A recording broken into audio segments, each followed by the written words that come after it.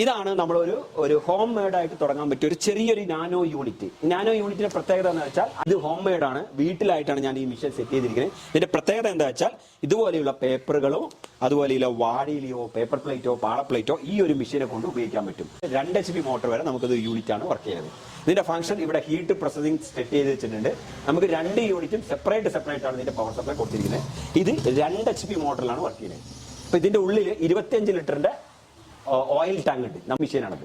അപ്പൊ ഹൈഡ്രോളിക് ഓയിലാണ് ഈ ഒരു മെഷീന്റെ പ്രത്യേകത. നമുക്ക് സ്ഥലം നഷ്ടമില്ല. അതുകൂടാതെ നമുക്ക് 2 HP മോട്ടറിൽ ഭംഗിയായിട്ട് ഈ മെഷീൻ പ്രവർത്തിക്കാൻ പറ്റും. നമുക്ക് ഒരു പ്ലേറ്റ് നമ്മൾ പ്ലേറ്റ് ചെയ്യുമ്പോൾ പേപ്പർ ആണെങ്കിൽ ഇതുപോലെ കട്ട് ചെയ്ത പേപ്പർ നമുക്ക് ഇഷ്ടം പോലെ ഇങ്ങനെ കട്ട് ചെയ്ത് കിട്ടും. ഇതൊരു 10 പീസോ 20 പീസോ 30 പീസോ ഒരുമിച്ച് വെച്ചിട്ടാണ് അടിക്കുക.